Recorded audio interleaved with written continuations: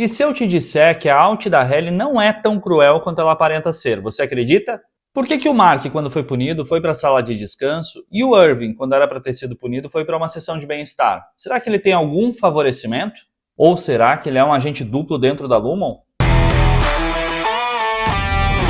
Fala, meus queridos, eu sou o Diogo Alpenda e seja bem-vindo a mais um Viu Comigo. Se você é fã viciado em ruptura, você está no lugar certo. Esse vídeo faz parte de uma série de videoanálises que nós vamos fazer de toda a primeira temporada de Ruptura, já preparando aqui o coraçãozinho para quando a segunda temporada sair. Então, se você ainda não assistiu os outros vídeos, quando esse acabar, vai lá e assiste tudo. Mas atenção, hein? Eles estão repletos de spoilers e teorias. Então, vamos direto para a análise completa do segundo episódio da primeira temporada de Ruptura.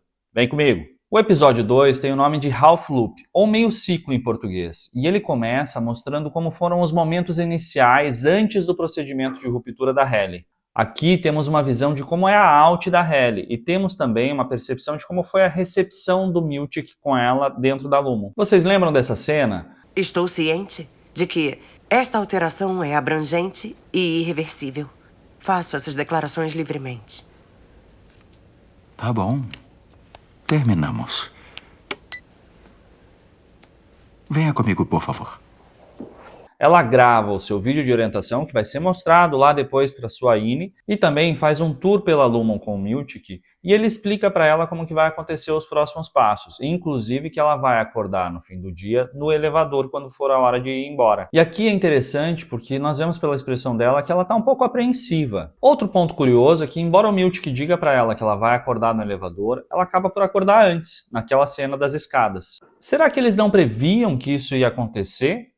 Ou o Miltic optou por não contar isso para ela? Além disso, nós vemos o Miltic cumprimentar o Lawrence no caminho e levar a Halle para uma sala antes do procedimento de ruptura dela. Durante o procedimento da Halle, ela pede desculpas para o Miltic por ter se estressado com ele. O que será que aconteceu aqui? Será que ela repensou a decisão de fazer a ruptura, mas ele convenceu ela logo em seguida? E aqui, enquanto o procedimento corre, o Miltic tira diversas fotos dela. Depois nós vamos descobrir que, na verdade, essas fotos vão fazer parte daquela exposição que nós vemos na gala no último episódio. Logo após a inserção do chip e a injeção que ela toma, ela apaga, acordando nas escadas, como nós falamos antes. E aqui, olha que interessante, o Miltic chama a Alt da Halle de Halle e não de Helena. Oi, Halle. O que está acontecendo? É bom ver você. E explica para ela que às vezes trazem os novatos para as escadas para que eles possam sentir a transição visceralmente.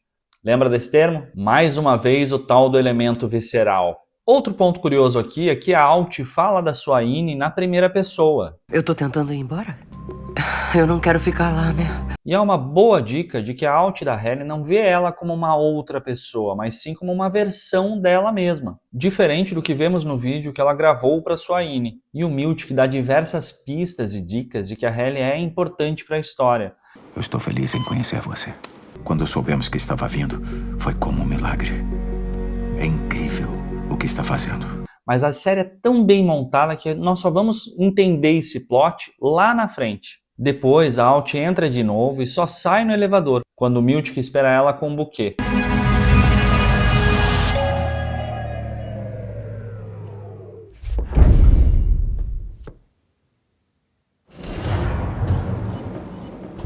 Oi, veterana.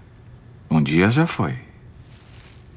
Será que ele faz isso para todos ou vemos aqui uma puxação de saco, hein? Após a introdução, Mark chega ao MDR e pega a lista de afazeres do chefe do departamento, que incluem repor o sabão, tirar o pó e fazer o café, entre outras muitas coisas. E é interessante porque o Mark, sem saber lidar com as emoções que estão surgindo, acaba por esconder as fotos que tem o Pete. Depois da chegada dos outros refinadores, a Halle analisa o guia de orientação do refinador de macrodados. E, enquanto isso, Dylan explica como funcionam os arquivos e o trabalho do refinador. Ele explica que ele está trabalhando no arquivo Tumwater há 11 semanas e que já está 96% concluído. Mas calma aí, ele não iria concluir esse arquivo na sexta-feira? No dia em que a Halle entrou? O que será que houve que pode ter impedido ele de concluir o arquivo naquele dia? Lembro que ele disse que estava a segundos de concluir o arquivo e todos estavam preocupados porque o Pete não tinha ido naquele dia. Curioso, será que houve algum gap de tempo por aqui? Muito suspeito.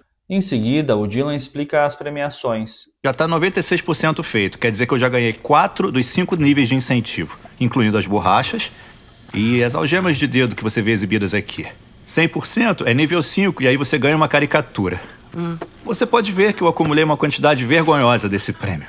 Cada um desses, arquivos encerrados. Se atingirmos a meta do trimestre, um de nós é nomeado o refinador do trimestre e ganha uma festa do waffle. E a Halle pergunta sobre o acrílico do Mark. Dylan responde que aquilo não é um prêmio, é só algo que deram pro Mark.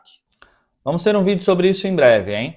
Depois disso, nós vemos que o arquivo que a Halle vai refinar é o Siena, e Mark explica para ela como ela deve fazer esse trabalho. Meu trabalho é analisar essa planilha e procurar números assustadores? Parece idiota e Mark falou de um jeito idiota. E nós sabemos que mais tarde ela vai mesmo encontrar os números assustadores. Bom, tudo refinado. Isso aí, Halle. Hip, hip. Eram assustadores. Quando a Halle pergunta se ela pode sair de lá caso ela não goste do trabalho, Mark explica que ela pode fazer um pedido de demissão através da sua alt, mas que isso representaria deixar de existir. E mesmo assim, a maioria desses pedidos, ou todos esses pedidos, no fim são recusados. Tudo isso enquanto Irving fica pistola pelo Mark ter infringido as regras e ter retirado o retrato da equipe antes de ter recebido os novos. Miltic chega, Irving levanta e a festa do melão começa. No jogo da bola vermelha, o Irving mostra como é fiel a Lumon. E eu trabalho aqui há 3 anos. E uma curiosidade sobre mim é que conheço os 9 princípios básicos da Lumon. Incrível. Qual é o seu favorito? Os 9. Enquanto o Dylan faz uma cara de que já não aguenta mais essa babação de ovo dele. Depois vemos uma referência ao jogo da confiança, e provavelmente eles fizeram isso em uma outra dinâmica, não é? Talvez para tratar da desconfiança do Irving com os outros Innis, ou dos outros Innis com o próprio Irving, que ainda vemos que existe. Não. Não. Enquanto a Halle diz que não sabe nada de si mesma, Dylan diz que gosta de pensar que o seu alt vive num barco. Logo ele vai descobrir que não e que ainda tem 3 filhos. Aqui eles explicam a Halle como funcionam os detectores de código e que a comunicação entre o in e o alt é totalmente proibida. Nessa cena também descobrimos que a Halle é alérgica a amêndoas. Outro ponto que vemos aqui é que o Mark continua lidando muito mal com a saída de Peyton. E ainda, Miltic solta a informação de que Coisas como a morte acontecem fora daqui. e que a vida na Lumon está protegida dessas coisas. Se analisarmos bem esse ponto, os Innis não morrem, porque no fim eles são conservados no chip. Será mesmo que a morte não acontece na Lumon? O que aconteceria se o Burt, por exemplo, tivesse um infarto? As mortes que acontecem na série realmente acontecem do lado de fora. Peyton, Graner, a Gemma, aparentemente, todos morreram fora da Lumon. Como que a Lumon consegue manter isso sob controle? Louco para saber cada vez mais sobre esse universo. Enquanto vemos o Dylan demorar a escolher uma das bolinhas de melão, vemos também que o Irving descobre a tinta embaixo das suas unhas. E assim, para quem segue tão rigorosamente todo o manual e regras da Lumon, a regra de lavar a mão 10 vezes ao dia parece que foi uma das que ele optou em não seguir, não é? Ou aqui seria o alt do Irving deixando uma pequena pista para ele descobrir. A Halle passa em frente à mensagem de boas-vindas na parede que diz Hello Halle e transforma aquilo em Hello Hell. Mas acho que isso você já sabia, né? Em conversa, Halle pergunta o que o Mark vai fazer para descobrir se o Peter está bem. E o Mark diz que é melhor esquecer esse assunto, porque no final das contas, o Miltic nem sempre é um cara legal. Durante as fotos, a Halle resolve ir embora.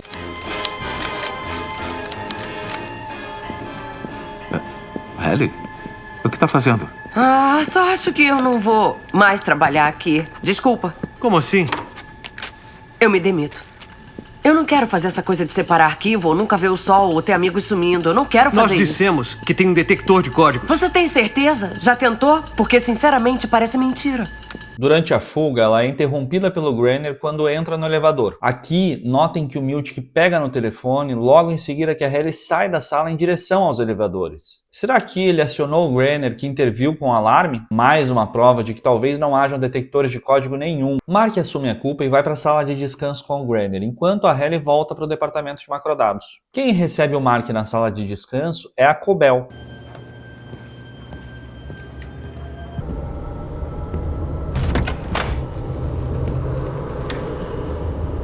Mas como é que ela chegou ali tão rápido? Será que ela usou aquele acesso que nós vimos no outro vídeo, da sala dela direto até a Break Room? Lembram que o canal RGB criou e que nós postamos no último vídeo? Vamos deixar aqui o link na descrição. Depois dessa cena, Mark está no encontro com Alexa e nós vemos como ele está bem desconfortável, bebendo bastante, fazendo perguntas estranhas sobre partos. Alexa é a doula de Devon, a irmã do Mark. Aqui ela faz perguntas sobre a Lumon e questiona ele se ele não se sente desconfortável e não saber nada do que acontece lá dentro. E você não saberia lá? Você poderia casar, ter filhos e esquecer que eles existem por 8 horas todos os dias, a vida toda. Não mexe com a sua cabeça? Eu acho que, para algumas pessoas, esse é o objetivo. E que nós sabemos, no caso dele, é esquecer da Gemma por pelo menos 8 horas. Enquanto os dois caminham na rua, nós descobrimos que Mark é de uma cidade chamada Guns e também eles passam em frente a uma loja que vende as roupas que são utilizadas com o dress code do Andar de Ruptura. É um detalhe muito interessante da série. Após isso, Mark decide discutir com os jovens que estão entregando o panfleto da CMI, que é aquela cooperativa mente integral, que são totalmente contra a ruptura. Aqui ainda vemos o Mark defendendo as pessoas que fazem o procedimento e a própria Lumon. Sabemos que isso vai mudar. Fuck you, Lumen! I hate you, Lumen! Depois disso, vemos o Mark na sua casa e parece totalmente arrependido por ter arrumado confusão. Ele pega o envelope vermelho que o Pete deu para ele, mas é interrompido pela batida na porta. É a Selvig e ela traz para ele um prato de bolachas ou bolinhos. Parecem serem horríveis. Ao entrar na casa dele, ela comenta a terceira lâmpada que ainda está queimada, o que significa que ela mantém uma proximidade com ele, pois ela já esteve ali antes. Durante a conversa, ela faz perguntas investigando sobre o encontro dele com Alexa e Mark diz que não correu muito bem. Foi a minha irmã que marcou com a doula, ou parteira dela. Não pareceu nada sério. Aqui nós podemos deduzir que foi Devon quem apresentou Alexa ao Mark. Mas quem será que apresentou a Alexa para Devon? E ainda há alguns indícios que geram suspeitas na Alexa, né? De onde será que ela surgiu? Por exemplo, é muito estranho a Selvig surgir do nada logo depois do encontro entre o Mark e a Alexa não correr muito bem. Para mim, a Alexa deve alguma coisa nessa história. Mas nós vamos falar sobre a Alexa num episódio mais tarde. Aí o Mark prova um dos biscoitos da Selvig, enquanto ela conta aquela história maluca. Meu falecido marido era carpinteiro. E antes de falecer, ele disse que começaria a construir uma casa pra gente na outra vida. E que teria um pequeno apartamento nos fundos, caso eu encontrasse um novo amor antes de ir pra lá. Isso é encantador. É, ele até desenhou a planta. Papo maluco completo. Aqui só pode ser um indício dela tentando convencer ele de alguma coisa. Ou que ele se abra para outra relação mesmo após a morte da Gemma, dando a entender que isso não interferiria no amor que ele teve pela Gemma e na história que eles tiveram juntos. Ou então ela estava só dando em cima do Mark. Mas que é estranho, é. Após a Selvig ir embora, Mark decide trocar a tal da terceira lâmpada. E nisso nós vemos no porão do Mark diversas coisas que ele tinha durante a sua vida com a Gemma. Coisas de artesanato, de decoração e até um baú militar. Será que o Mark teve um pai militar? Nós vimos um baú semelhante a esse na casa do Irving. No dia seguinte, o Mark decide faltar ao trabalho e ir ao endereço que Peter deixou no envelope. E aqui temos o nome do episódio, Half Loop, que é o endereço para onde ele vai. Mas antes, Mark liga para Lumon para avisar da sua falta e fala com Miltic. Seth Miltic, Indústrias Lumon. Sr. Miltic, aqui é Mark Scout, sou um funcionário com ruptura, número 4502. Sr. Scout, que prazer. Como posso ajudar? Eu acordei e não estava me sentindo muito bem. Me desculpe por só ligar agora. Ah, não. Posso saber se é muito grave? Não, não é nada demais. Eu só tô sentindo um pouco de dor de estômago. Mas amanhã eu vou trabalhar. Eu sinto muito. Sei que seu interno vai ficar triste por faltar um dia. E aqui nós descobrimos que o Miltic é o ponto de contato do Alt e do Mark dentro da Lumon, reforçando a teoria de que provavelmente o terapeuta bigodudo que a Devon pergunta para o Mark no primeiro episódio seja o Irving, porque talvez o Mark reconhecesse a voz do Miltic pelo telefone. Na Lumon, nós vemos o Dylan e o Irving falando sobre a ausência do Mark e o Irving diz que não quer ser chefe do departamento. Dylan zoa ele dizendo que é muita confiança para um cara que foi punido por cochilar. O Irving se dói e aparentemente culpa a sua idade por esses cochilos. Mal sabe ele que é autossabotagem do seu Alt. Alt-sabotagem? Alt-sabotagem? Ellie questiona se Mark poderia ter sido demitido pelo bilhete que ela tentou passar no dia anterior. O Dylan responde que não, porque ele se redimiu ontem na sala de descanso. Cobell, Miltic e Grenner conversam sobre a ausência do Mark porque provavelmente pensam que isso tem alguma relação com o sumiço do Peter. Ele disse que estava doente. Ele parecia doente? Eu não sei. Ele disse que era dor de estômago. Que hora estranha, não é? E tem mesmo, mas aqui demonstra como eles estão perdidos em relação ao sumiço do Peter. O Walt e do Mark chegam ao endereço e encontram uma estufa onde o Peter está abrigado ao relento. Peter mostra a gravação do que acontece na sala de descanso e diz que é para lá que eles são mandados quando não agem corretamente. Agora, como é que o Peter conseguiu aquela fita? Veremos nos próximos episódios que quando o Miltic faz a sessão com a Ellie, ele guarda a fita no seu bolso, até que leve para algum outro lugar que provavelmente deva ser a administração. O Peter certamente já estava investigando a Lumon há alguns dias e provavelmente identificou aonde que o Peter guarda essas fitas e assim conseguiu ter esse acesso. Será que ele foi para a sala de descanso nos últimos dias de propósito para conseguir ter essa informação? Enquanto isso, na Lumon, o Dylan e a Ellie falam sobre as premiações. E enquanto vemos o Irving pegar no sono, o Dylan explica para a Ellie que cada arquivo tem um tempo limitado para ser refinado e que normalmente eles refinam 1 em cada 5 arquivos que são disponibilizados. O Irving adormece e nós vemos a gosma preta da abertura pela primeira vez. A gosma invade o seu espaço de trabalho enquanto nós ouvimos de fundo a música Ace of Spades. Algo que nós só vamos relacionar no episódio 8, que é o episódio dedicado ao Irving. Aqui é interessante analisar a referência da gosma preta. A abertura não acontece no episódio 1, nós só vemos a abertura no episódio 2. E é exatamente o mesmo episódio que nós vemos a gosma preta dentro da série. O Irving se assusta com seu pesadelo e o Miltic já está ali à sua espera. Será que o Miltic monitorava o Irving pelas câmeras? Aqui nós temos um ponto muito curioso. Enquanto o Mark foi punido e enviado para a sala de descanso, o Irving, por ter cochilado, é enviado para a sessão de bem-estar. Segundo o Guia do Refinador, e nós temos um vídeo totalmente dedicado a isso, as sessões de bem-estar servem para que o refinador possa liberar a sua mente e recuperar o equilíbrio emocional. Será que há algum favorecimento ao Irving nesse sentido? Ou foi só a preguiça do Miltic em ficar horas com ele dentro da sala de descanso, repetindo aquela declaração de contrição? Olha, ninguém está ansioso para mandá-lo para a sala de descanso. Mas vamos checar seu bem-estar com a senhora Casey e depois decidimos. E aqui vai uma observação bem maluca. Graças ao Miltic ter levado o Irving para uma sessão de bem-estar, lá ele conhece o Burt. Os dois se apaixonam e isso muda totalmente a fidelidade do Innie e do Irving com a Lumon. E mais, se o Irving e o Burt não se conhecessem, os refinadores nunca teriam ido ao departamento de ótica e design, o Dylan nunca teria pego o cartão ideográfico e o Miltic nunca precisaria ter acionado o OTC, que é o procedimento de ativar os Innies fora da Lumon. Com isso, o Dylan nunca teria visto seu filho e eles nunca teriam feito um plano para ativar os seus Innies fora da Lumon, como nós vimos no último episódio da temporada. Pronto, fim da série. Mais uma coisa curiosa aqui é quem é que enviou o Burt para a sessão de bem-estar? Será que foi o Miltic? Será que o Miltic tem um plano por fora relacionando o Irving com o Burt? Comente aqui o que você pensa disso. Mas antes do seu alt ser ativado, se você gostou dessa análise, deixa o seu like, se inscreve no canal e ative as notificações para não perder vídeo nenhum. Fique ligado, porque aqui no canal você vai acompanhar episódio por episódio todas as análises e teorias do universo de Ruptura. Nós vamos dissecar tudo que o Dan Erickson e o Ben Stiller podem ter preparado para nós nessa segunda temporada. E não se esqueça de seguir a gente lá no Instagram, no perfil severance.ruptura, onde desde 2022 nós postamos análises e teorias exclusivas. Então tem muito conteúdo para ser consumido por lá também. Agora voltando ao episódio. Na sala dos refinadores, Dylan e Ellie falam sobre o que seria o significado dos números que eles refinam. O que são esses números? Nós sabemos o que estamos supostamente limpando? Minha teoria? O mar. O mar? Pensa bem. Se nossos externos estão lá fora dividindo o cérebro, a coisa deve ter ficado muito ruim. Fome, pragas, etc. Então o que uma humanidade desesperada deve fazer? Popular o mar? Popular o mar. Essa é a teoria principal? Não, o Irv acha que estamos tirando palavrões de filmes.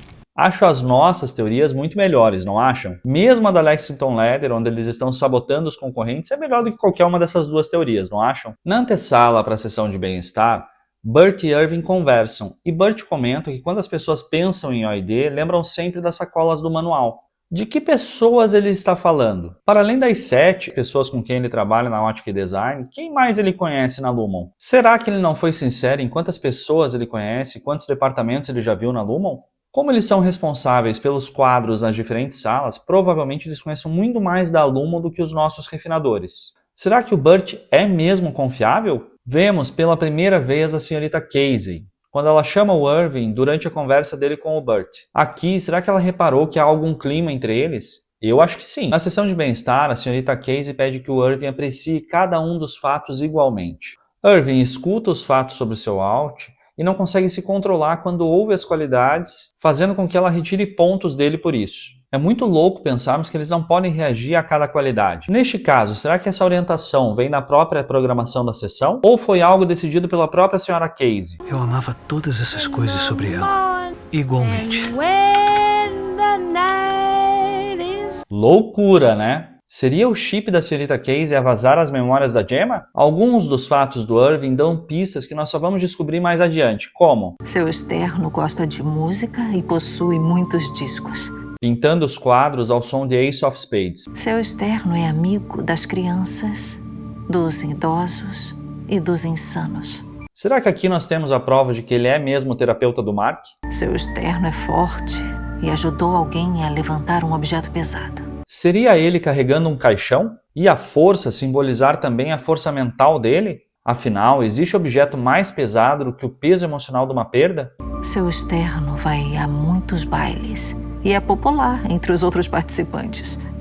Será que foi aqui que o Alt dele conheceu o Burt fora da Lumon? Seu externo é esplêndido e pode nadar graciosamente e bem. Aqui talvez tenhamos mais uma pista dele ser da Marinha?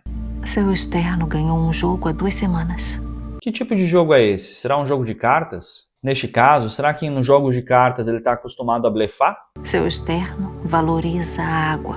Mais uma dica dele ser da Marinha. Certa vez uma foto do seu externo com um troféu saiu em um jornal. Será que aqui foi alguma condecoração militar ou então algum troféu que ele ganhou no jogo que ele disputava? Seu externo não tem medo de assaltantes ou criminosos. Alerta de militar. Seu externo gosta do som do radar.